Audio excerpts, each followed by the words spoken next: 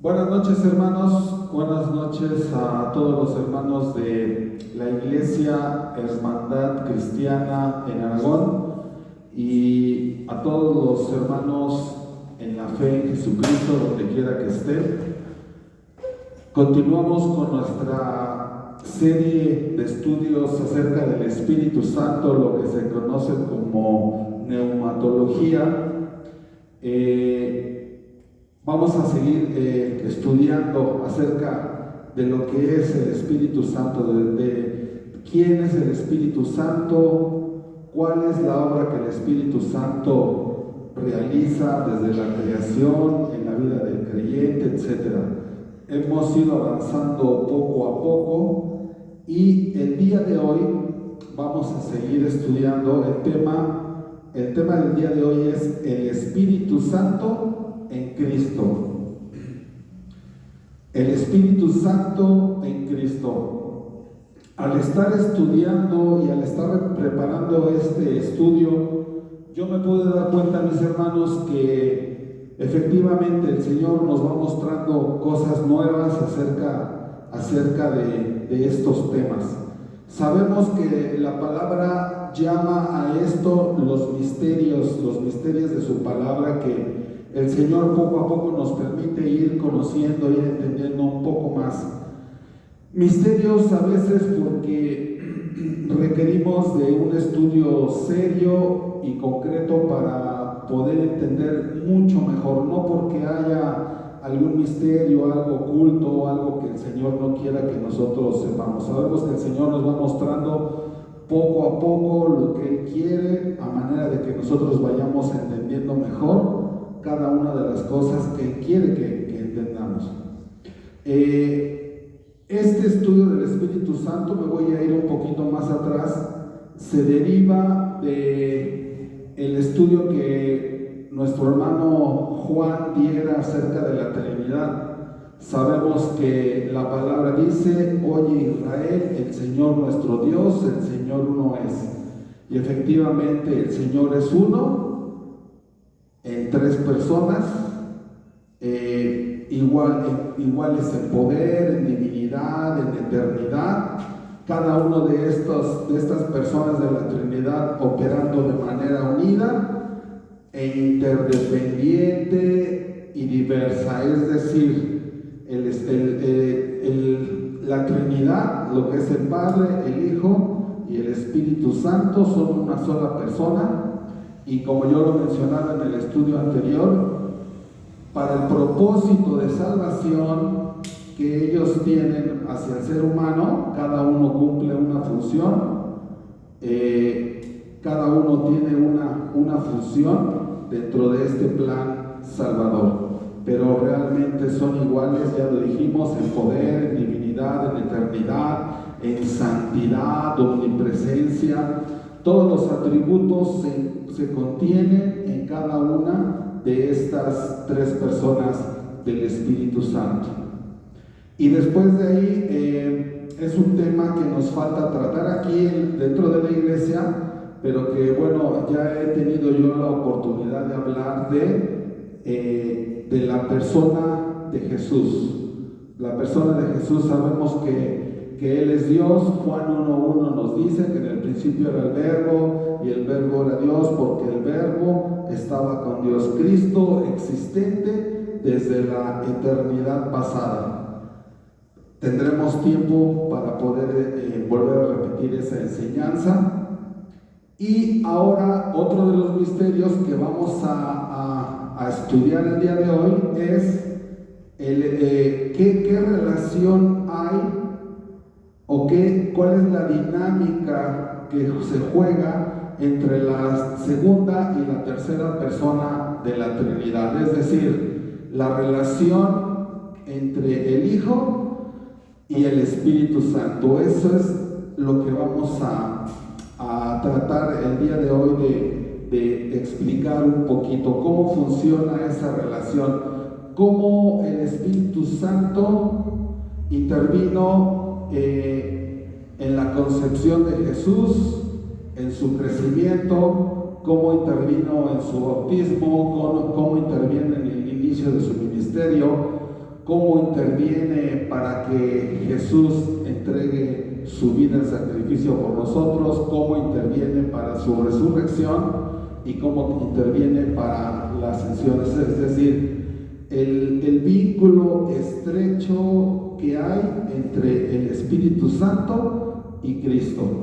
Amén. Y esto va a chocar mucho con algunas ideas, especialmente, por ejemplo, entre las que tienen testigos de Jehová, donde dicen que el Espíritu Santo pues es solamente una fuerza, etcétera, etcétera. Pero aquí nosotros vamos a ver cómo el Espíritu Santo, es decir, el Espíritu Santo no lo podemos quitar de la ecuación. Si tú quitas al Espíritu Santo, no queda nada, porque Cristo siempre está relacionado con el Espíritu Santo. Y si tú quitas a Cristo, el Espíritu Santo siempre está relacionado con el Espíritu Santo, el Espíritu Santo con Cristo, Cristo con el Espíritu Santo. Entonces es una mancuerna que siempre está junta y que no se puede negar de acuerdo a las Escrituras. Entonces vamos a estudiar la relación entre la segunda y tercera persona de la Trinidad. Cuando hablamos acerca de Jesús, hablamos de que Jesús era 100% hombre y 100% Dios. No era 50 hombre y 50 Dios, era 100% hombre, 100% Dios. Era una mezcla entre la humanidad de Cristo y la deidad de Cristo. Era una mezcla perfecta, una combinación perfecta, una amalgama perfecta que nosotros no podríamos notar en dónde comienza una y en dónde termina la otra. A esto se le llama unión hipostática, hermano, unión hipostática. Cristo 100% hombre, Cristo 100% Dios. Sí, amén, amén. Cuando nosotros pensamos en Jesús como 100% Dios, pensamos entonces qué necesidad tenía Jesús de que el Espíritu Santo estuviera en él para poder hacer ciertas cosas. Por ejemplo, si Jesús era Dios, pues él tranquilamente pudo haber mandado al viento que se callara, o al mar embravecido a que se quedara quieto, como Dios lo podía haber hecho. Pero resulta que todas estas cosas no las hacía Jesús como Dios. Jesús las hacía a través del poder del Espíritu Santo. Amén. Si él hubiese utilizado su divinidad para hacer todas estas cosas, entonces él no hubiese sido un hombre como tú y como yo, como lo era, para poder atravesar todo el proceso en su ministerio para poder llegar a la cruz. No hubiese tenido ningún sentido que un Dios hubiese venido a morir por la humanidad. Era necesario que Cristo humano, el Cristo hombre, caminara sobre la tierra bajo la dependencia del Espíritu Santo. Y es de lo que se trata todo esto, de que nosotros aprendamos a depender del Espíritu Santo. Y es precisamente lo que vamos a ver ahorita nosotros. Cristo nos lo enseñó, que se podía depender del Espíritu Santo y que todo su ministerio fue guiado, apoyado, sustentado, dirigido por el Espíritu Santo. Hay una gran enseñanza para nosotros en este ministerio de Jesús. Entonces no hay ningún misterio en saber si Jesús reprendía al mar como Dios o como hombre. No, definitivamente era un hombre que estaba utilizando el poder que el Espíritu Santo le concedía. Algunas personas piensan que Jesús era como una especie de no sé, se me viene ahorita a la mente como a Hulk. Yo recuerdo esa serie del Hombre Verde, ¿no? Que cuando él estaba quieto, pues él era un hombre tranquilo, pero cuando lo hacían enojar, pues se transformaba y estaba súper grande y súper fuerte y podía hacer muchas cosas. No, Jesús no necesitaba hacer nada de eso. Las dos naturalezas, la naturaleza humana y la naturaleza divina, estaban contenidas en el cuerpo carnal de Jesús, ¿no? Jesús como humano tenía todas las debilidades que tiene cualquier ser humano. Por ejemplo, se cansaba, tenía sueño, tenía hambre. Hubo una ocasión que frente a la tumba de Lázaro lloró, o sea, tenía sentimientos. Cuando estuvo en el templo, se llenó de ira para azotar a los vendedores porque habían convertido la casa de su padre en una cueva de ladrones. O sea, Jesús tenía que caminar, Jesús no volaba, él iba de una región a otra con sus discípulos y caminaban kilómetros y kilómetros, ¿no? Y el hacer todo esto, el que Jesús pudiera caminar en la tierra, pues él era una dependencia total y absoluta del poder del Espíritu Santo. Y también, antes de comenzar, quiero comentar que hay dos principios que rigen para que nosotros podamos entender más claramente lo que vamos a revisar el día de hoy. Todas las obras de Dios, mis hermanos, todas las obras de Dios le corresponden al Dios Trino. ¿Qué quiero decir con esto?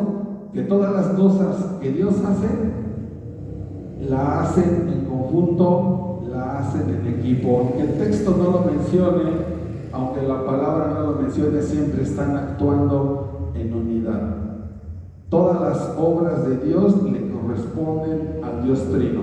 El ejemplo más claro que podemos ver es en Génesis 1:2, ¿no? Donde dice: en el principio el Espíritu de Dios se movía sobre las aguas, y vemos la presencia del Padre, la presencia del Hijo cuando le dice hagamos, y el Espíritu Santo ejecutando. Ahí está, ¿no? Todas las obras corresponden al Dios Trino. Y la segunda regla que pudiéramos aplicar es una regla que se llama regla de propiciación, donde en la Escritura nosotros vemos a ciertas personas haciendo ciertas cosas, ¿sí? Por eso es que a veces podemos pensar que en ese momento es el Espíritu Santo el que está haciendo algo, o cuando está en el papel de Jesús, decimos es que Jesús dijo o Jesús hizo, o el Padre en el Antiguo Testamento hablando, ¿no? Y lo dividimos, es que el Padre es en el Antiguo Testamento, el Hijo tuvo su tiempo cuando vino a predicar, y ahora es el papel del Espíritu Santo en esta dispensación que estamos viviendo.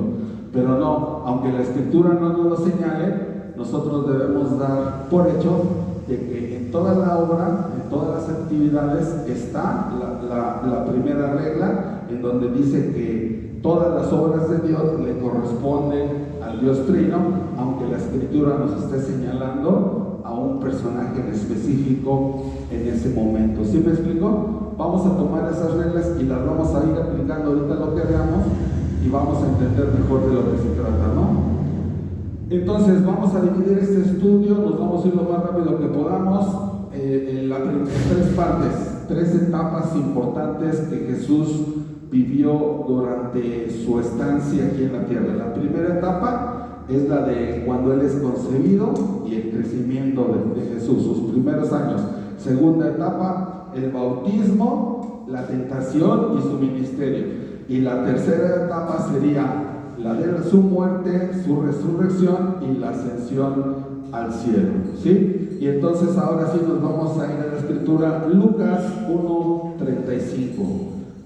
Lucas 1:35 dice así: respondiendo el ángel le dijo, el Espíritu Santo vendrá sobre ti, y el poder del Altísimo te cubrirá con su sombra, por lo cual él también, el santo ser que nacerá, será llamado Hijo de Dios. Voy a leer la palabra clave, el Espíritu Santo. En el estudio anterior dijimos que es el nombre precisamente del Espíritu Santo, y seguramente o muy probablemente es tomado de la referencia de Isaías, donde dice santo, santo, santo es el Señor. Y dijimos que el Espíritu Santo solamente puede producir santidad. Si el Espíritu Santo está en una persona, lo único que puede producir es algo santo, no puede producir lo contrario, porque Él es santo. Y aquí encontramos en este versículo donde dice: vendrá sobre ti. Una palabra, un lenguaje muy conocido, muy usado en el Antiguo Testamento, donde cuando alguien iba a profetizar o cuando iba a haber un acto sobrenatural, decían: el Espíritu Santo vino sobre Saúl, por ejemplo, ¿no? O el Espíritu Santo está sobre mí, el Espíritu Santo está sobre algún profeta para dar algún mensaje, para cumplir alguna misión. Y en este caso, no es la excepción, dice: el Espíritu Santo vendrá sobre ti. ¿Sobre quién? Sobre María, la madre de Jesús.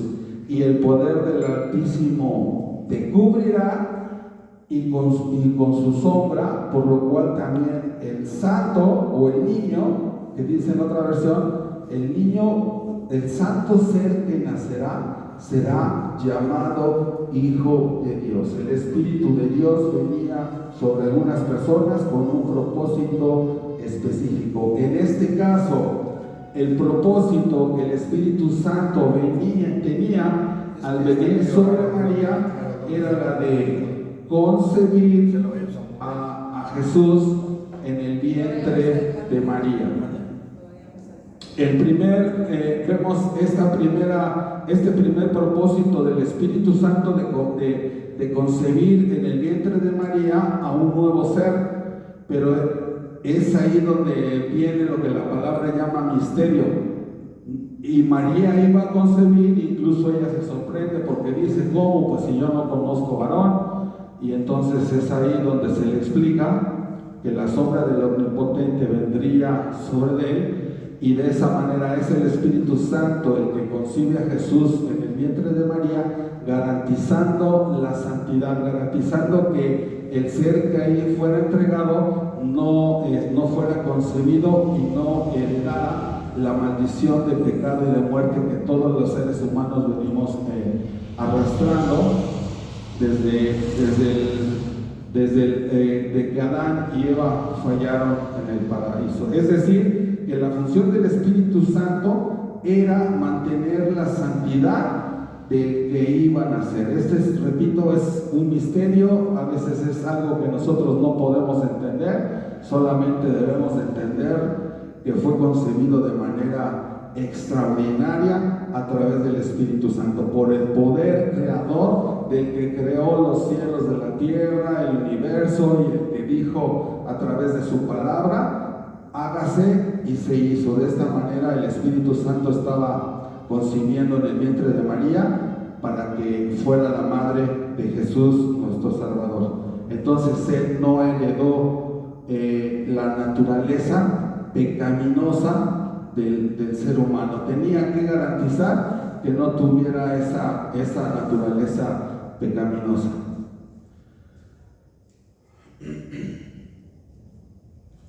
Él sería un humano como todos nosotros, pero sin la naturaleza pecaminosa que nosotros tenemos, y eso garantizaría que él fuera una persona santa y sin mancha, apta para después poder ser ofrecido como holocausto, como sacrificio delante de Dios. ¿Sí? Entonces, esa es la primera aparición del Espíritu Santo.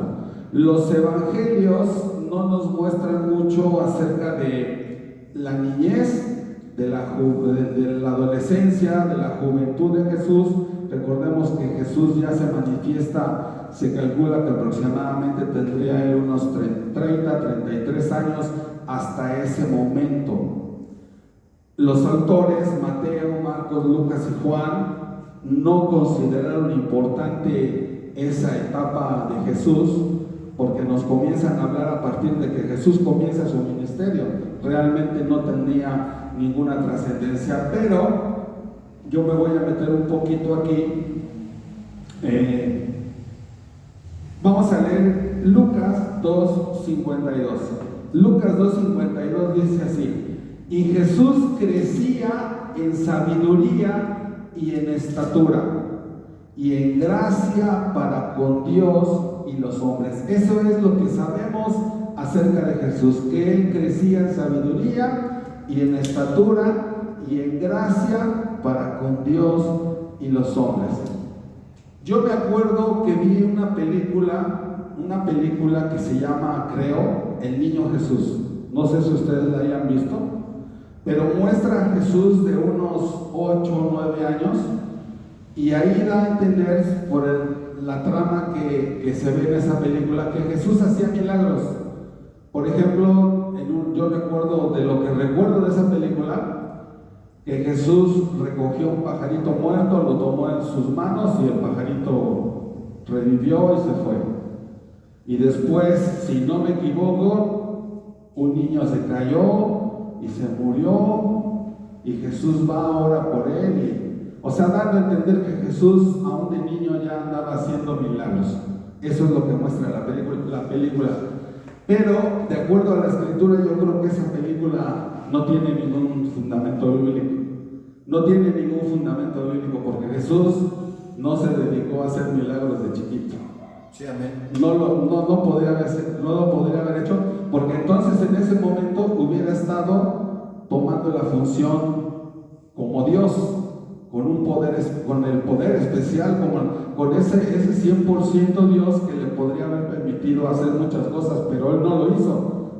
Se contradeciría totalmente con lo que acabamos de decir acerca de Jesús, de que Jesús todo lo que hizo lo hizo en la plenitud del Espíritu Santo. Entonces es una película totalmente fuera de contexto, pero me sirve ahorita como referencia para poder establecer algunas verdades bíblicas, ¿no? Jesús no actuaba de esa manera, muy seguramente. Entonces dice que Él crecía en sabiduría y en estatura y en gracia para con Dios y los hombres. ¿Qué es lo que sí hacía Jesús? ¿Qué es lo que hacía Jesús?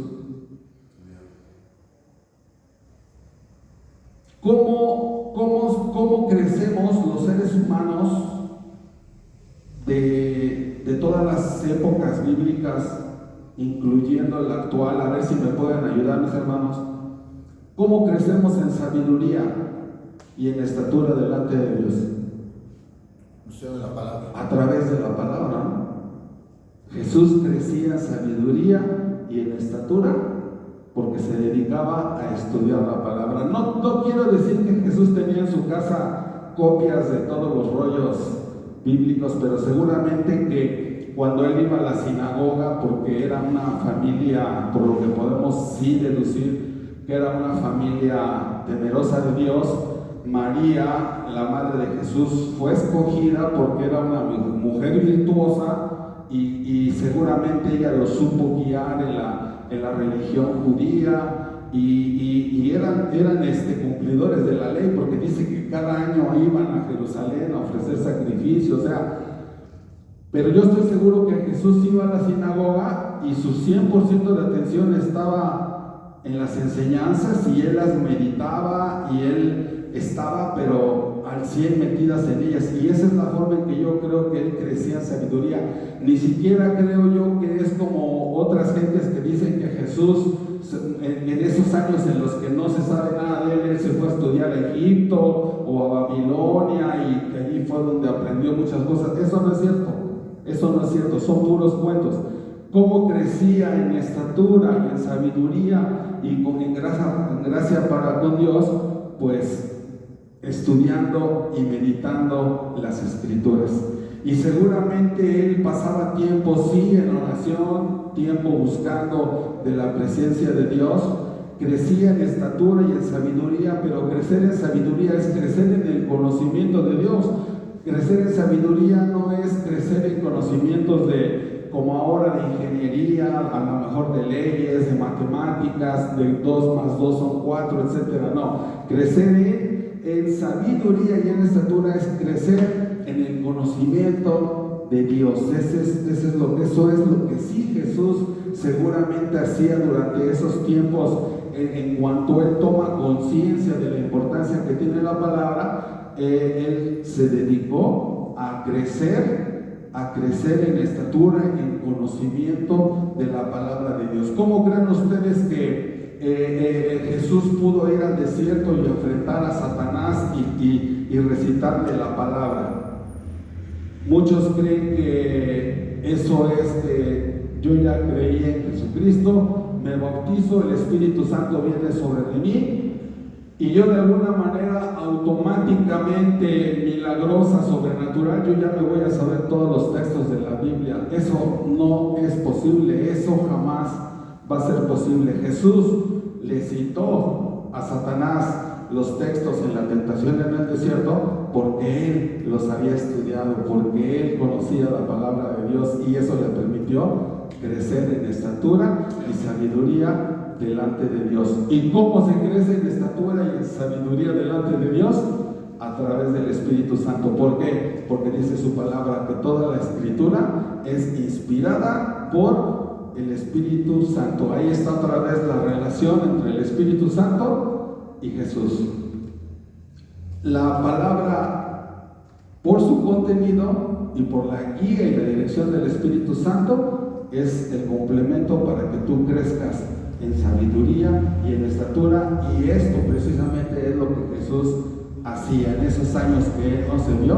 Él creció en conocimiento y sabiduría. Lucas 2.39, que es un texto que está ahí un poquito antes, dice que ellos iban cada año a Jerusalén a ofrecer sacrificio y que Jesús se perdió, ya no regresó con la caravana, los papás se preocuparon, regresaron a Jerusalén al templo a buscarlo. ¿Y en dónde creen que lo encontraron? Sentado en alguno de los pórticos, escuchando a los maestros de la ley y él al mismo tiempo enseñándoles.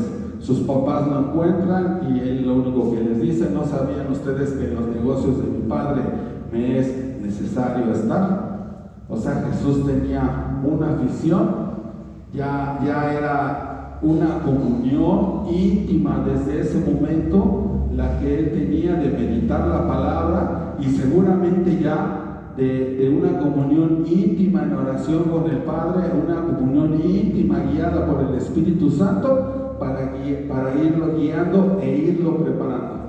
¿Cómo es posible que Jesús al iniciar su ministerio pasara horas enteras orando al Padre, o a veces hasta noches enteras orando al Padre? Eso no se da de un día para otro, ni de repente ya me bauticé y ahora ya puedo estar todo el día en comunión. Eso ya era un proceso que Jesús venía manejando desde joven, desde muy pequeño, en el que ya había un amalgamiento con el Espíritu Santo, una comunión, ya un entendimiento perfectamente con el Espíritu Santo. Eso es lo que sucedió en la infancia, adolescencia, juventud de Jesús. El Padre con el Espíritu Santo, y ya dijimos que toda obra es obra de la Trinidad, ¿no? El Padre junto con el Espíritu Santo preparando a Jesús para el inicio de su ministerio. ¿Por qué no empezó antes? Porque ese era el tiempo que el Padre tenía preparado para que él arrancara su ministerio, en el momento que él estuviera listo para poder arrancar el ministerio. Entonces, ¿cómo se crece en sabiduría y en estatura? ¿Cómo creció Jesús en sabiduría y en estatura? Igual que como crecemos en estatura nosotros al meditar, al estudiar la palabra. Y eso no se da de que tú en una semana tú te leas toda la Biblia, no, es ir aprendiendo, ir reflexionando, poniendo en práctica, etcétera, etcétera, etcétera, etcétera. Entonces, por la naturaleza divina de las Escrituras y por la guía del Espíritu Santo, que fue quien inspiró a los santos hombres de Dios para escribirla, es como Jesús creció en sabiduría y en estatura y en gracia para con Dios y los hombres. El que medita en las Escrituras aumentará en sabiduría. Amén. ¿Hasta ahí vamos bien, mis hermanos? Sí, amén, amén.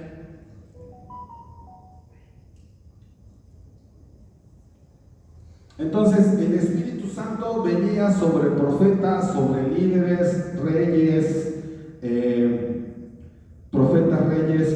y la revelación del Espíritu de Dios.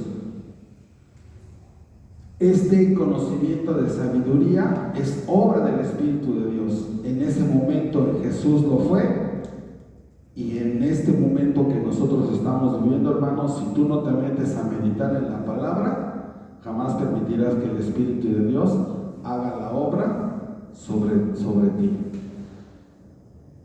Hemos visto ya muchas generaciones perderse. ¿Por qué? Porque les dice uno, lean la palabra, mediten la palabra, no lo hacen y no dejan que el Espíritu Santo esté actuando sobre ellos. Hay un texto en Isaías 11, capítulo 11, versículo 1 al 3, en donde podemos afirmar, yo creo que ahí lo podemos relacionar, este crecimiento en sabiduría y en estatura de nuestro Señor Jesucristo. Isaías 11:1 dice: saldrá una vara del tronco de Isaí. Ahí sabemos que se está refiriendo a la promesa que Dios le hace a David acerca de su descendencia. Y un vástago retoñará de sus raíces, y reposará sobre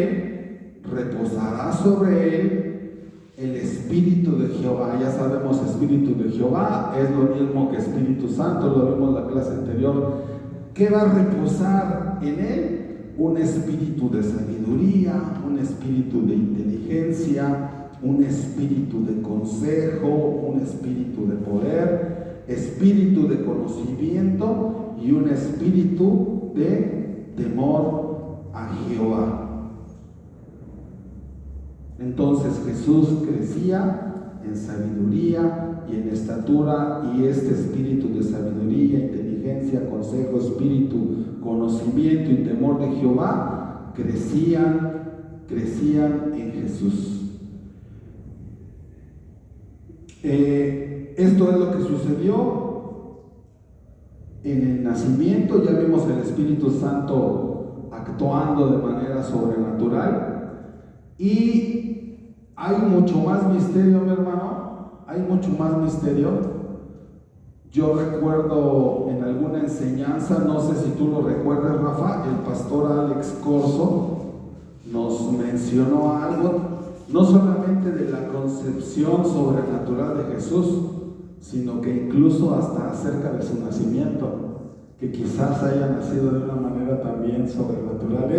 Es un misterio y no quiero meterme, pero hay más, hay muchísimo más, ¿no? Y todo es muy posible, pues porque estamos hablando de Dios, que es el creador de todas las cosas, y que con el poder de su palabra puede hacer. Pero vuelvo a decir, el Señor nos va permitiendo ver y entender lo que el Señor quiere, ¿no?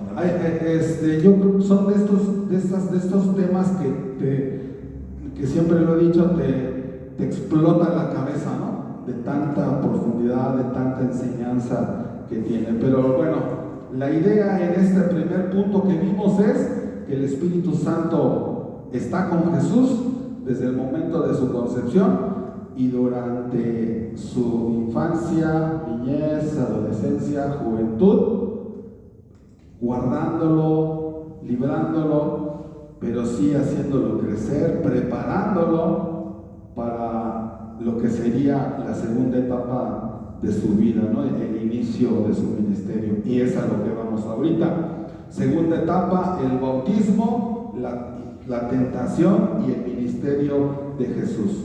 Y ahí nos vamos a ir a Hechos 10:37. Dice: vosotros sabéis lo que se divulgó por toda Judea. Está Pedro hablando y diciendo: ustedes ya saben lo que se ha dicho, lo que se ha difundido por toda Judea, por toda la región de Judea. Incluía ahí Jerusalén y todos sus alrededores. Que todo esto comenzó desde Galilea, la región donde estaba la ciudad donde Jesús vivía. Que después del bautismo que predicó Juan, cómo Dios ungió con el Espíritu Santo y con poder a Jesús de Nazaret. Dice, ustedes ya saben, y ya se difundió por todos lados, prácticamente por todo el país, de cómo, ya todo el mundo lo sabe, cómo Dios ungió con el Espíritu Santo y con poder a Jesús de Nazaret. Y cómo Jesús anduvo haciendo bienes y sanando a todos los oprimidos por el diablo, porque Dios estaba con él. Pedro está afirmando de que el Padre y el Espíritu Santo, volvemos a aplicar nuestra regla, ungieron al Hijo, a Jesús con el Espíritu Santo para llevar a cabo su ministerio. ¿Cuál era su ministerio? Haciendo bienes, sanando a los oprimidos por el diablo. ¿Por qué hacía esto? Porque Dios estaba con él. Entonces, el Espíritu venía sobre profetas, sobre reyes, para misiones especiales. Y en este momento en que Jesús es ungido, previendo que él ya iba a arrancar su ministerio, es precisamente en el bautismo de Jesús, que lo encontramos Lucas 3:21. Lo voy a leer. Aconteció que cuando todo el pueblo se bautizaba, también Jesús fue bautizado, y orando el cielo se abrió y descendió el Espíritu Santo sobre él en forma corporal como paloma. Y vino una voz del cielo que decía: tú eres mi Hijo amado, en ti tengo complacencia. Un ejemplo más, este texto, este versículo, Lucas 3:21, donde vemos la Trinidad dándole identidad y un propósito a Jesús. ¿Cuál era su propósito? Que el Espíritu Santo viniera sobre él, como venía sobre reyes, sobre profetas, para una misión especial. Y entonces en este momento el Espíritu Santo estaba sobre Jesús, descendiendo en forma corporal como paloma, para que él pudiera arrancar y dar inicio al ministerio que él habría de hacer, para lo que él había venido.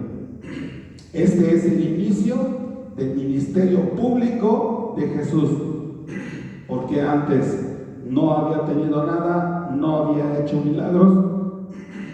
Lo único que él había hecho era crecer en sabiduría y en estatura delante de Dios y de los hombres, ¿no? ¿Sí estamos de acuerdo, mis hermanos? Amén, amén. Entonces aquí la Trinidad dándole identidad al Hijo por parte de la primera persona, el Padre, y el Espíritu Santo, dándole legitimidad. Tú eres mi Hijo amado, en ti tengo complacencia. Era una afirmación sobre el ministerio particular que Jesús llevaría durante los próximos años. Y hay un texto, seguramente está muy relacionado, en Isaías 61, donde dice: el Espíritu de Dios está sobre mí. Isaías 61, importante que lo leamos, dice: el Espíritu del Señor, de Jehová el Señor, Isaías 61:1, el Espíritu de Jehová el Señor está sobre mí. Otra vez decíamos, el Espíritu venía sobre los profetas.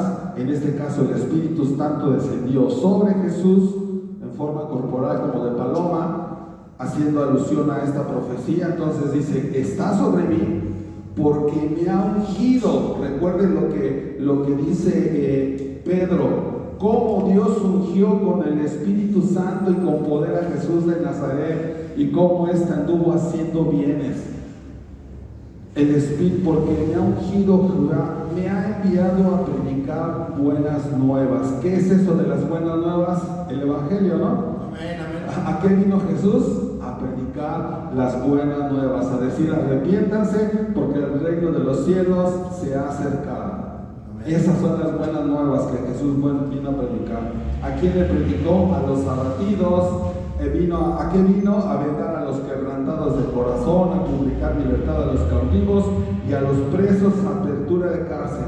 y a proclamar el año de la buena voluntad de Jehová. Si tú recuerdas Lucas capítulo 2 versículo 14, se aparecen los ángeles y dicen: gloria a Dios en las alturas y en la tierra paz, buena voluntad para con los hombres. A anunciar, a proclamar el año de la buena voluntad de Dios. Dios se está acercando al hombre. Pero también hay una parte importante, mi hermano. Dice: también vino a predicar el día de venganza del Dios nuestro. ¿Se acuerdan que ya hablamos de la ira de Dios? Sí, amén. ¿A qué vino Jesús? A proclamar las buenas nuevas de salvación, pero también vino a decir que hay un día de la venganza de Dios, el día de Jehová, el día donde Él va a descargar toda su ira y va a hacer un justo juicio. A todo eso vino Jesús, y todo eso está incluido en el Evangelio. Todo está incluido en el Evangelio. No podemos quitar una parte y dejar solamente lo que nos gusta. Y el día de venganza del Dios nuestro, y a consolar a todos los enlutados. Para eso es el Espíritu Santo. En la profecía que Dios daba a sus profetas, no era, como yo lo decía, una profecía para, pues, preguntas particulares, ¿no? Preguntas particulares. Apenas estaba yo viendo un video en donde el profeta comienza, hay un hombre que dice ser un profeta y comienza como adivino, como merolico a decir: es que estoy recibiendo algo de Dios y tu número es 5713. Veo un número 5713. ¡Ay, sí! Es mi número de celular. Tengo un mensaje. Entonces el mensaje es para ti, ¿no? O sea, ¿qué es eso? Eso es charlatanería. No sé, no quiero decir ninguna palabra, pero eso es hasta absurdo, ¿no? Tonto. La profecía no es para consultar cuestiones particulares. El Espíritu Santo no está viendo a ver qué se te antoja para hablarte y decirte, ¿no? ¿Quieres conocer la voluntad de Dios? Pues aquí está, ¿no? Si tú te pones a meditar en la palabra, vas a crecer en estatura, en conocimiento, y conocerás y entenderás cuál es el propósito de Dios en tu vida. Amén. En automático, no necesitas andarle preguntando a nadie. ¿Por qué siempre tienes la duda? ¿Y por qué siempre tienes que andar preguntando? Porque claramente es evidente que la Escritura no la meditas para nada, ¿no? Entonces, esa es la clave. Entonces, en el bautismo de Jesús se cumple esta profecía para lo que Jesús había venido. Y sabemos que aquí arranca el ministerio de Jesús, y sabemos que no fue una obra sencilla la que Él tenía por delante, que iba a haber muchos obstáculos, que Satanás iba a aventar todo su armamento, iba a sacar todas sus armas, a todas sus huestes diabólicas para atacar con todo al que él sabía que era el Hijo de Dios, obrando de manera diabólica, utilizando a toda la gente del Sanedrín, incluso al pueblo de Israel, para destruir y matar al Hijo de Dios. No era una obra fácil. Varias veces intentaron matar a Jesús, algunas ocasiones lo quisieron desbarrancar, y les dijo: ustedes son de su padre el diablo, porque las obras de él hacen y ustedes me quieren matar. Esto es lo que sucedía con Jesús. Y entonces ahora nos vamos a ir a el bautismo de Jesús. Si me acompañan a Marcos capítulo 1 versículo 12. Marcos capítulo 1 versículo 12 y 13 dice lo siguiente: y luego el Espíritu le impulsó al desierto, y estuvo ahí en el desierto 40 días y era tentado por Satanás y estaba con las fieras y los ángeles le servían. Los tres evangelios sinópticos, Mateo, Marcos y Lucas, coinciden en que inmediatamente después de que Jesús es bautizado, inmediatamente el Espíritu lo impulsa, lo lleva con un propósito, con una necesidad para enfrentarse a Satanás en el desierto, para enfrentarse a Satanás en su territorio, para enfrentarse a Satanás y triunfar en su propio terreno. Para eso lo llevó al desierto, para ser tentado. Sabemos que Satanás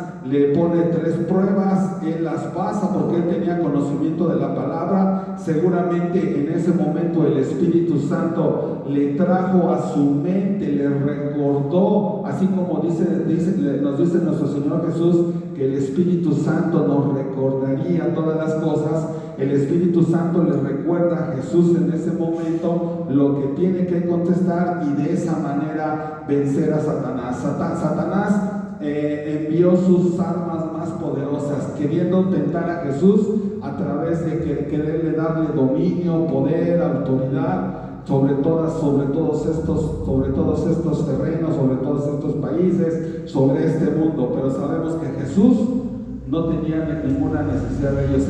Él mismo fue el que creó esos reinos. Él mismo es el rey, Él es el Señor, no solamente de estos reinos, sino del universo. Entonces el Espíritu Santo lo impulsa, lo lleva a la tentación. ¿Cómo pudo Jesús vencer esa tentación? Ya lo vimos, porque Él crecía en sabiduría y entendimiento de la palabra. Lo que Él estudiaba en su niñez, Él lo estaba aplicando en este momento. Pero fue el poder del Espíritu Santo, la guía del Espíritu Santo. Él ya había sido ungido con el Espíritu Santo. El Espíritu Santo estaba en él, el Espíritu Santo estaba a un lado de él y en ese momento lo estaba guiando.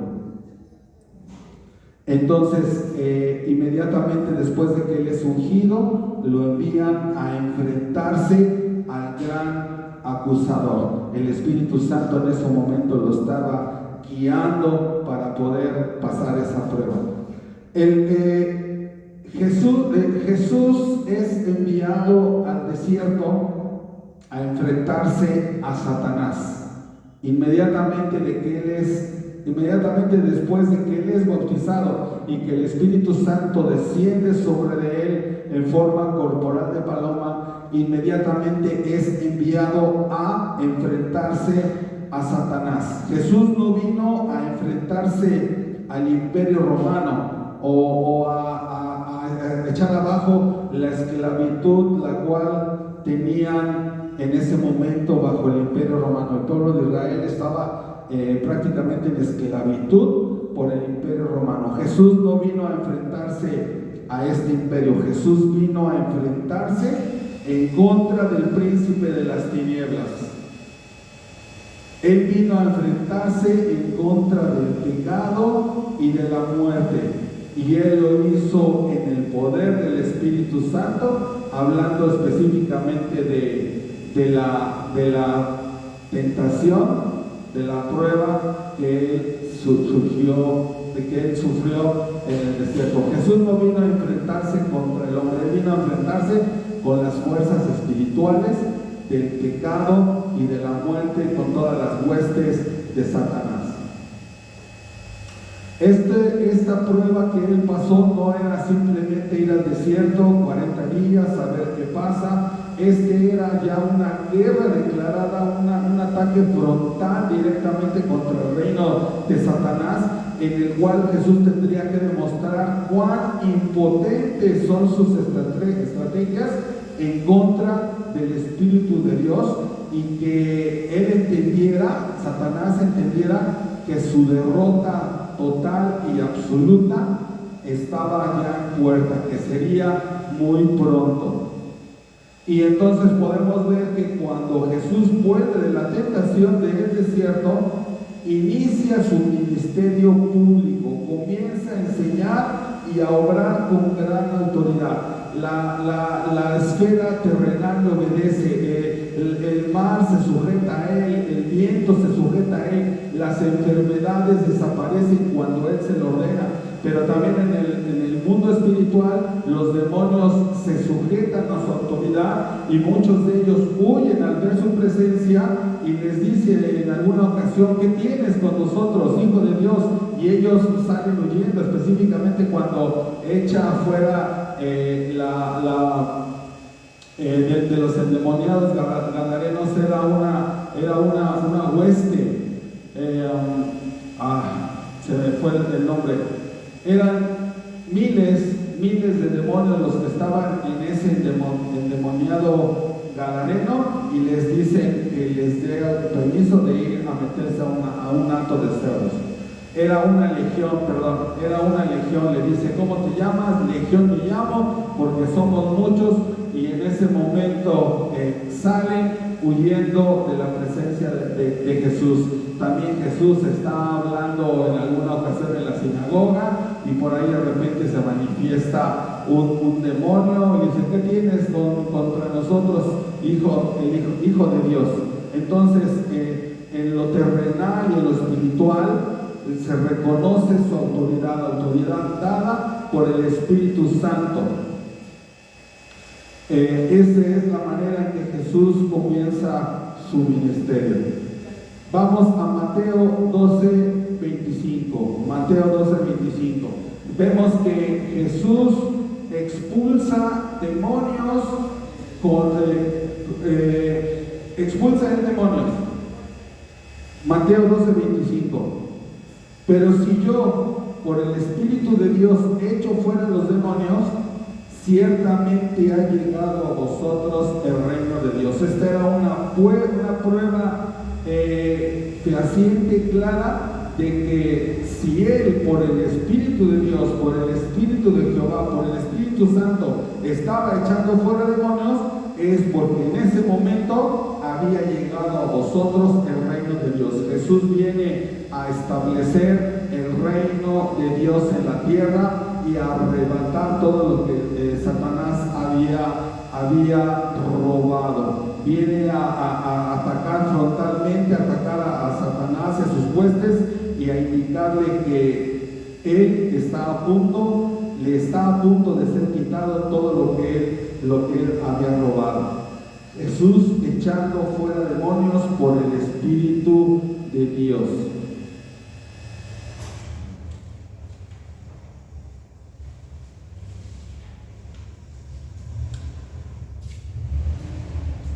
Esto de echar fuera demonios por el Espíritu de Dios es una demostración de que estaba en ese momento ya llegando a su fin el reinado de Satanás, que en ese momento había una transición de poder en el mundo, que el reinado de Satanás estaba llegando a su fin. Y con esto quiero decirles, no porque Dios no tenga control y autoridad sobre todas las cosas, sabemos que Dios es soberano, que Él tiene autoridad sobre todas las cosas, pero aún hasta el mismo diablo, al mismo demonio, se le permite manejar ciertas cosas. Por ahí comentaban algo acerca de un autor que decía que Satanás es el diablo de Dios, ¿no? Del diablo de Dios, dando la idea de que aún el mismo Satanás, el mismo enemigo, es utilizado para cumplir el propósito de Dios, lo que Dios tiene designado.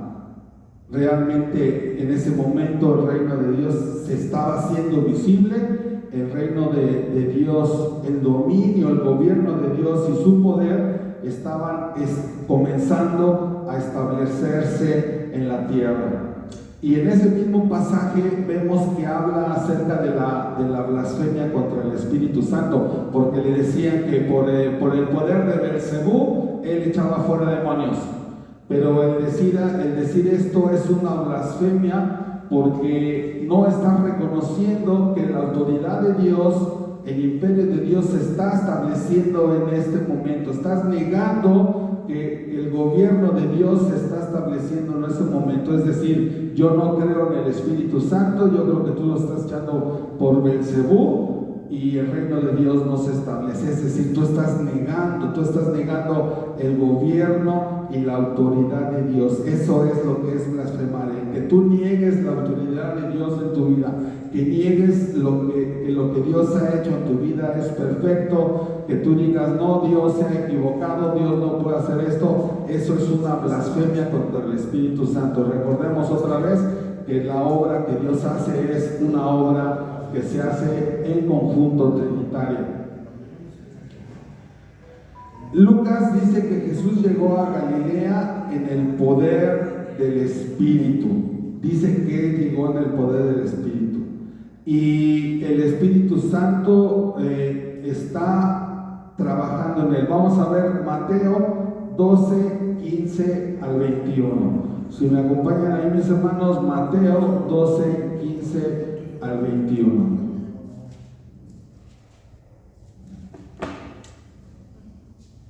Esta es una referencia al texto del Antiguo Testamento, Isaías 42, Mateo 12, versículo 15 al 21. Amén, amén. Gloria a Dios. Sabiendo esto, Jesús se apartó de ahí y le siguió mucha gente y sanaba a todos y les encargaba rigurosamente que no le descubriesen, para que se cumpliese lo dicho por el profeta Isaías cuando dijo: he aquí mi siervo, a quien he escogido, mi amado, en quien se agrada mi alma. Pondré mi espíritu sobre él. Ahí está nuevamente, mi espíritu sobre él. Se está refiriendo, el siervo escogido es Jesús. Y a los gentiles anunciará juicio. Dice el versículo 19: no contenderá ni voceará, o sea, no andará gritando, ni nadie oirá en las calles su voz. La caña cascada no quebrará, y el pabilo que humea no apagará, hasta que saque a victoria el juicio, y en su nombre esperarán los gentiles. Entonces, Mateo está haciendo referencia a un texto del libro de Isaías, capítulo 42, y lo que nosotros podemos ver aquí es que el Espíritu de Dios que había venido sobre Jesús al ser bautizado, que el Espíritu Santo descendió en forma corporal como de paloma sobre él, no solamente le da autoridad sobre los elementos naturales, vuelvo a repetir, el mar, el viento, las enfermedades, o en el aspecto espiritual de reprender, echar fuera demonios, sino que aquí el Espíritu Santo en el versículo 19 no contenderá ni voceará, no gritará. El Espíritu Santo está cultivando en Jesús el carácter de siervo. Durante su ministerio, el Espíritu Santo está trabajando con Jesús el carácter de siervo. A pesar de las burlas, a pesar de las confrontaciones, a pesar de los rechazos, a pesar de los conflictos, de todos los que lo quisieron lastimar, de que le llamaban, le decían muchas cosas, Jesús se mantenía manso y humilde, y esta mansedumbre y esta humildad también son obra del Espíritu Santo. Jesús totalmente alineado con el Espíritu Santo. Mateo 11:29 nos enseña y dice: aprended de mí, que yo soy manso y humilde. Entonces, el Espíritu Santo estaba cultivando en Jesús, estaba haciendo crecer en él el espíritu de siervo, es decir, Jesús, el Espíritu Santo estaba preparando a Jesús, le dio la autoridad y el poder para ejercer su ministerio, pero también al mismo tiempo ese Espíritu Santo lo estaba preparando para el el propósito con el cual Él había venido a la tierra, que era de ir y dar su vida en la cruz. Amén, amén. Dice la palabra, vuelvo a mencionarlo, que Él crecía en sabiduría y gracia con Dios y los hombres. Santiago 3:17, si tú me acompañas, mi hermano. Santiago 3:17 dice lo siguiente: pero la sabiduría de lo alto, en la que Jesús estaba creciendo, es primeramente pura, después pacífica, amable, benigna, llena de misericordia y de buenos frutos, sin incertidumbre ni hipocresía. Esta es la sabiduría en la que Jesús estaba creciendo. En esa sabiduría Jesús estaba creciendo. Aprended de mí, que yo soy manso y humilde. Esta es la sabiduría de la que nos habla Santiago 3:17. El Espíritu Santo, el mismo Espíritu Santo que concibió a Jesús en el vientre de María, el mismo Espíritu Santo que lo hizo crecer en sabiduría, el mismo Espíritu Santo que lo llevó a bautizarse, el mismo Espíritu Santo que lo ungió, con el Espíritu Santo cuando desciende de forma corporal como paloma sobre él, el mismo Espíritu Santo que lo impulsa al desierto, el mismo Espíritu Santo que le trae a la mente la palabra que él tiene que decir cuando está siendo tentado por Satanás, el mismo Espíritu Santo que lo acompañó cuando él echaba fuera demonios, cuando sanaba enfermos, cuando le ordenó al viento que callara, al mar que se tranquilizara. Ese mismo Espíritu Santo estaba obrando, creando, formando un carácter de siervo en Jesús, porque Jesús crecía en sabiduría y entendimiento delante de Dios. Él crecía en sabiduría y entendimiento delante de Dios. Amén, amén. Esa es la segunda etapa del ministerio de Jesús en unión con el Espíritu Santo. Vámonos entonces a la tercera etapa, en donde vamos a ver cómo el Espíritu Santo está trabajando al lado de Jesús. Vamos a leer Hebreos 9, 13 y 14. Porque si la sangre de los toros y de los machos cabríos y las cenizas de la becerra rociada a los inmundos santifican para la purificación de la carne, cuanto más la sangre de Cristo, el cual mediante el Espíritu Eterno, otro nombre que recibe el Espíritu Santo, el Espíritu Eterno, se ofreció a sí mismo sin mancha a Dios, limpiará vuestras conciencias de obras muertas para que sirváis al Dios vivo.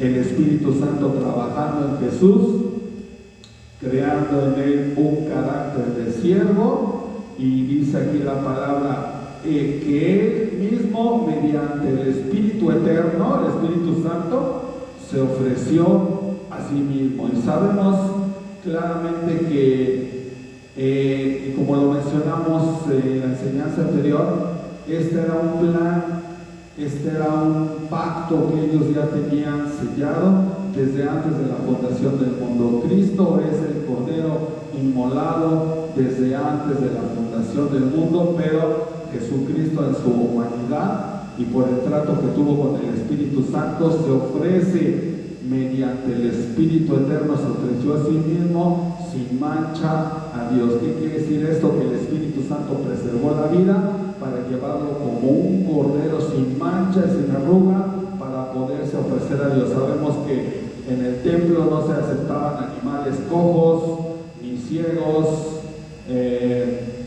sin ningún defecto físico, y Jesús cumplía todas esas especificaciones. Se ofreció ofreció sin mancha a Dios. El mismo Espíritu que lo concibió en el vientre de María, lo acompañó durante muchos años, creció en sabiduría, lo ungió en su bautismo, lo impulsó al desierto y lo acompañó haciendo milagros y lo acompañó una vez más en la misión de entregarse como sacrificio inmolado delante de Dios. El Espíritu Eterno preparándole, dándole gracia para poder ofrecerse como un sacrificio y al mismo tiempo ser glorificado en su tribulación.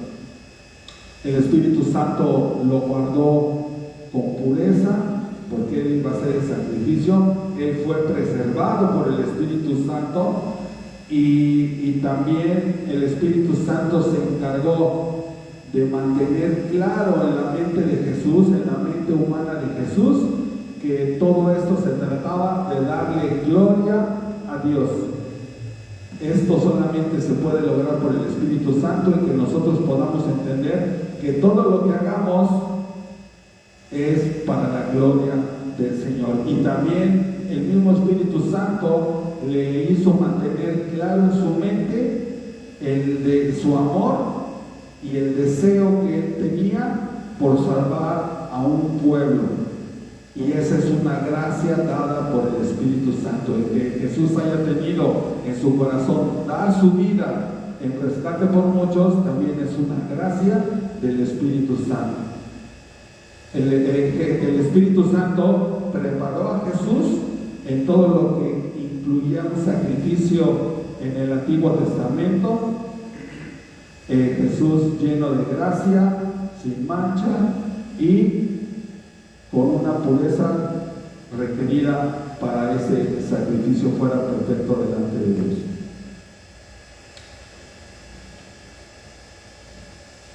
Amén, gloria a Dios. En la resurrección,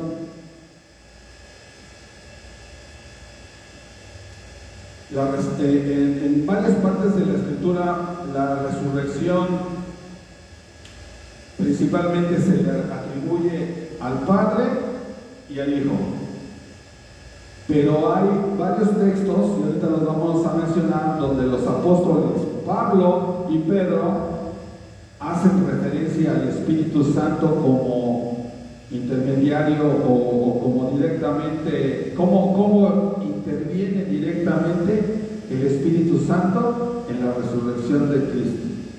Pero bueno, yo digo que se le atribuyen al Padre y al Hijo, pero volvemos a la misma, al mismo principio que explicamos al principio, que todas las obras que Dios se hace se atribuyen al Dios Trino, ¿no? El Padre, el Hijo y el Espíritu Santo interviniendo y trabajando en conjunto en todas las cosas que ellos están haciendo. En 1 de Timoteo 3:16, por ejemplo, dice la palabra: e indiscutiblemente grande es el misterio de la piedad. Dios fue manifestado en carne, vindicado en el Espíritu, visto de los ángeles, predicado a los gentiles, creído en el mundo, recibido arriba en gloria. Dice, aquí habla, ¿no?, de ese misterio, de esas cosas que necesitamos estudiar, poner mucha atención porque tienen ciencia y hay que entenderlas bien. El ministerio de la piedad. Dios fue manifestado en carne. ¿Cómo se manifestó Dios en carne? A través de nuestro Señor Jesucristo. Y dice que Él fue vindicado en el Espíritu. Y esa es una palabra, vindicado en el Espíritu, es una palabra que se utilizaba en el Antiguo Testamento donde se refiere a la resurrección, es decir, Él fue resucitado en el Espíritu. El Espíritu Santo lo vindicó del poder de la muerte. Primera de Pedro 3:18 dice: porque también Cristo murió por los pecados, una sola vez el justo por los injustos, para llevarnos a Dios, muertos en la carne, pero vivificados en el Espíritu, vivificados en el Espíritu. Y nos vamos entonces a Romanos capítulo 8, versículo 11. Dice: y si el Espíritu de aquel que levantó de los muertos a Jesús mora en vosotros, el que levantó de los muertos a Cristo, Jesús vivificará también vuestros cuerpos mortales por su Espíritu que mora en vosotros. Aquí el apóstol Pablo está diciendo que el Espíritu que levantó de los muertos a Jesús, ¿cuál Espíritu? Pues el Espíritu Santo, es el que levantó de los muertos a Cristo. ¿A quién se está refiriendo? Al Espíritu Santo, ese mismo Espíritu que acompañó a Jesús, que estuvo presente en su concepción, que estuvo presente en su bautismo, que estuvo presente en su ministerio, que lo preparó para ir a la cruz, el que lo levantó de los muertos. Ese mismo Espíritu es el que va a vivificar nuestros cuerpos mortales por su Espíritu. ¿Y por qué? Porque ese mismo Espíritu mora en cada uno de nosotros. Es el mismo Espíritu que estuvo en Jesús, es el mismo Espíritu que ahora está en cada uno de nosotros. ¿Esto qué quiere decir? Que Jesús fue el primero en ser levantado. Podríamos decir que Él es como un prototipo de lo que ha de suceder, el prototipo de una nueva raza que va a ser vivificada por el Espíritu Santo.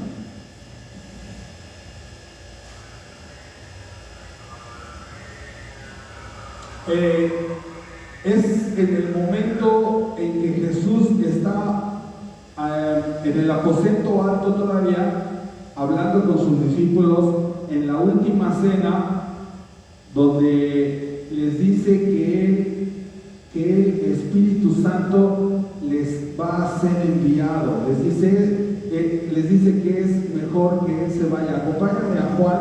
Este texto sí lo vamos a buscar aquí.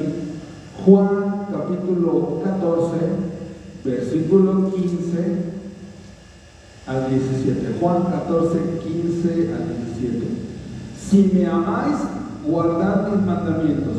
Dice, y yo le voy a rogar al Padre, y Él les va a dar otro consolador. Ya hablamos de los nombres del Espíritu Santo, del Paracletos, uno llamado para estar junto a, y da a entender que es uno que Él ha enviado, pero del mismo nivel, de la misma calidad, de la misma estatura que el mismo Cristo. Yo le rogaré al Padre y os dará otro consolador para que esté con vosotros para siempre, el Espíritu de verdad, el cual el mundo no puede recibir, porque no le ven ni le conocen, pero vosotros le conocéis, porque mora con vosotros y estará en vosotros. Nos vamos a Juan 16, 7, ahí lo tenemos a la vuelta. Juan 16,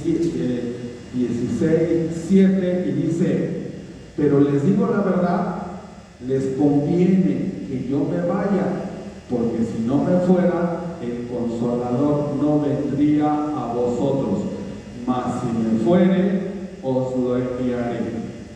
Les digo la verdad, les conviene que yo me vaya, porque si no me fuera, el Consolador no vendría a vosotros, mas si me fuere, os lo enviaré.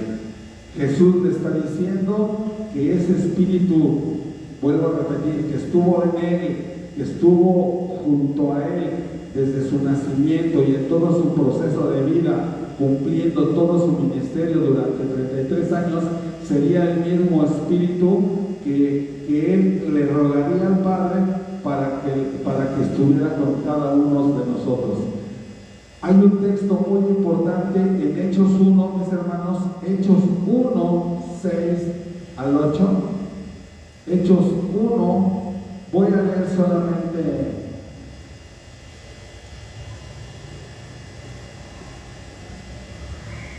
Hechos 1, y vamos vamos a leer el versículo 8. Hechos 1, versículo 8 dice: pero recibiréis poder cuando haya venido sobre vosotros el Espíritu Santo, y me seréis testigos en Jerusalén, en toda Judea, en Samaria y hasta lo último de la tierra. Jesús les está diciendo a sus discípulos que ellos van a recibir poder. ¿Cuándo van a recibir poder? Cuando el Espíritu haya venido sobre. ¿Se acuerdan que el Espíritu vino sobre María? Que el Espíritu vino sobre Jesús, que el Espíritu venía sobre profetas, el Espíritu venía sobre reyes, y recibían precisamente la opción del Espíritu Santo para ejercer una misión o ejercer un ministerio especial. Y lo mismo está diciendo para cada uno de sus discípulos: ustedes van a recibir, el Espíritu va a venir sobre vosotros. ¿Para qué va a venir sobre nosotros? Pues para ejercer un ministerio especial, un llamado especial, el cual todos tenemos ese llamado, porque el Espíritu de Dios no solamente ha venido sobre nosotros, sino que el Espíritu Santo está en nosotros y mora en nosotros. Por eso es que nos conviene que el Señor se vaya, porque ese Espíritu Santo que conoce tan de cerca y tan íntimamente a Jesús es el mismo Espíritu que va a estar con nosotros. Por eso Pablo le llama el Espíritu de Cristo. Otro de los nombres que nosotros estudiamos cuando vimos los nombres del Espíritu Santo fue precisamente el Espíritu de Cristo. Y con esto no quiere decir Pablo que sea el mismo, que el Espíritu Santo y Cristo sean el mismo.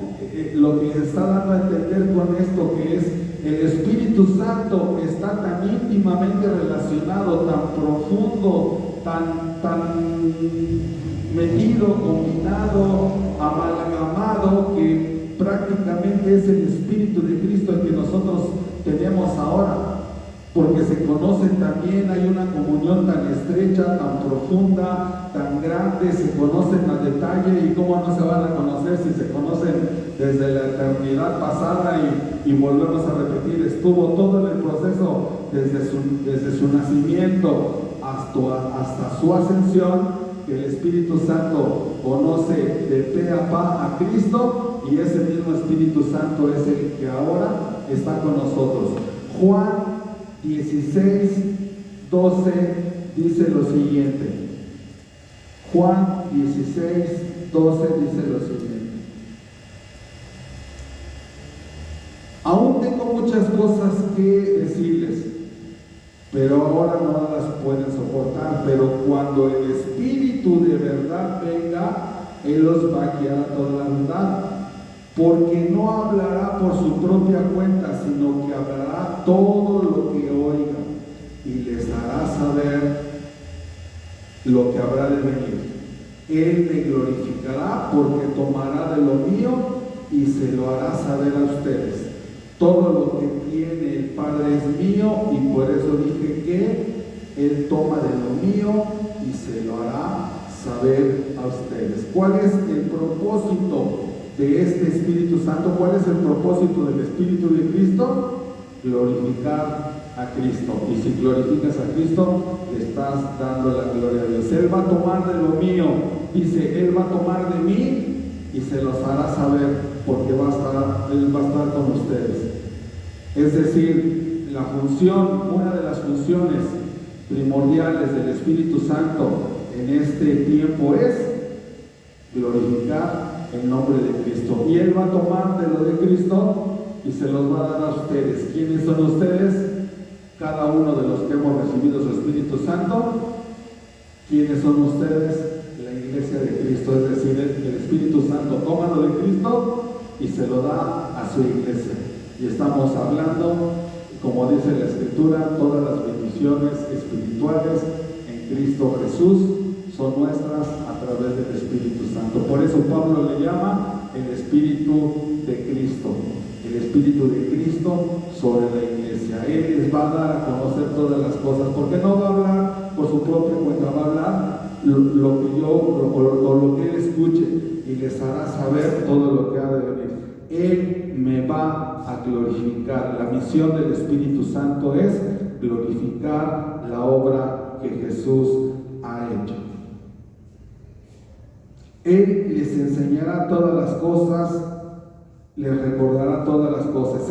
Juan 14:25 dice: estas cosas las he dicho estando con ustedes, pero el Consolador, el Espíritu Santo, al quien el Padre enviará en mi nombre, Él les enseñará todas las cosas y les recordará todo lo que yo les he dicho. Amén, amén. Hay un versículo más que quiero leer, mis hermanos.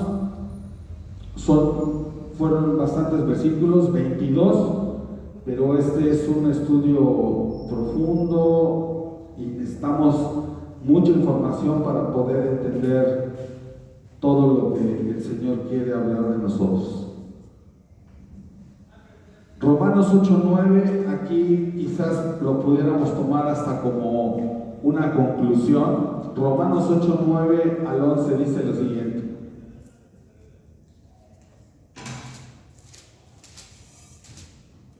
Pablo, hablando a la iglesia de Roma, le dice: sin embargo, ustedes no están en la carne, sino en el Espíritu. Pero ahí les dice: si en verdad el Espíritu de Dios habita en ustedes. Pero si alguien no tiene el Espíritu de Cristo, el tal no es de él.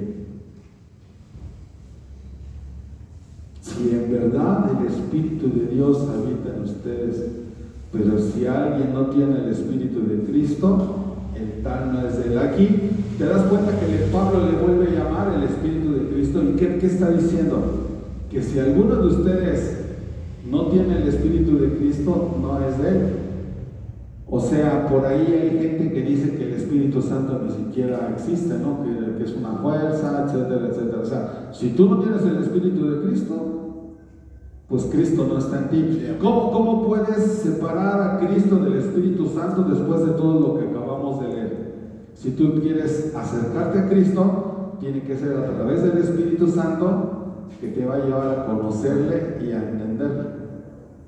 Amén. ¿Cómo vas a entender de Cristo? Pues a través del Espíritu Santo. ¿Cómo lo podrías separar? ¿Cómo podrías separar a la Trinidad que durante toda la historia bíblica ha actuado en conjunto? ¿Cómo puedes dividir la Biblia en tres partes? ¿Cómo puedes dividirlo? Si tú no tienes el Espíritu de Cristo, tú no eres del Señor. Y si Cristo está en ustedes, aunque el cuerpo esté muerto a causa del pecado, sin embargo el Espíritu está vivo a causa de la justicia. Y si el Espíritu de aquel que levantó de los muertos a Jesús mora en vosotros, el que le levantó de los muertos a Cristo Jesús vivificará también a vuestros cuerpos mortales por su Espíritu que mora en nosotros. Dice el Señor que así como el Espíritu Santo entró a la tumba donde Jesús había sido sepultado y pusieron una piedra gigantesca, pesada, y el Espíritu Santo levantó a Cristo de entre los muertos, dice que así nos levantará a nosotros si es que tenemos el Espíritu de Cristo. Si tú no crees en el Espíritu Santo, ¿quién esperas que te levante el día de la resurrección? Si tú no crees que el Espíritu Santo te puede levantar como fue levantado Jesús a través del poder del Espíritu, entonces ¿quién te va a levantar? O sea, no puedes quitar el Espíritu Santo de esta ecuación. Si tú quitas un elemento, si quitas a Cristo, ya no te da la fórmula. Si quitas al Espíritu Santo, tampoco te funciona. ¿Cómo puedes? ¿Ves cómo están íntimamente relacionados? Y tanto así que Pablo le llama el Espíritu de Cristo, pero es el Espíritu Santo, ese mismo Espíritu que mora en nosotros. Aquí la pregunta sería: ¿realmente tenemos el Espíritu de Cristo en nosotros? Otra pregunta quizás anterior a esta y más importante sería: ¿entendemos lo que es el Espíritu Santo? ¿Entendemos el papel importante que juega el Espíritu Santo no solamente en la historia bíblica, sino en la vida del creyente, lo que hacen cada uno de los creyentes.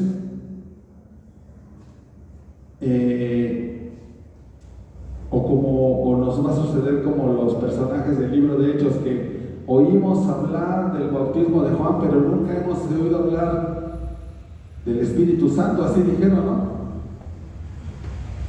Pues ¿en qué bautismo fueron ustedes bautizados? Pues es que fuimos bautizados nada más en el arrepentimiento, pero te das cuenta que sí puede haber alguien que ni siquiera han oído hablar del Espíritu Santo. ¿Podrá un creyente caminar en el Espíritu sin el Espíritu?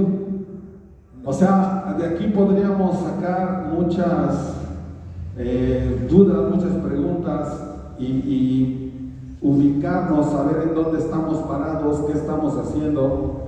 Pero lo más importante aquí, ¿tenemos el Espíritu de Cristo en nosotros? Y si no lo tenemos, pues dices que entonces no somos de Él. No somos de Él.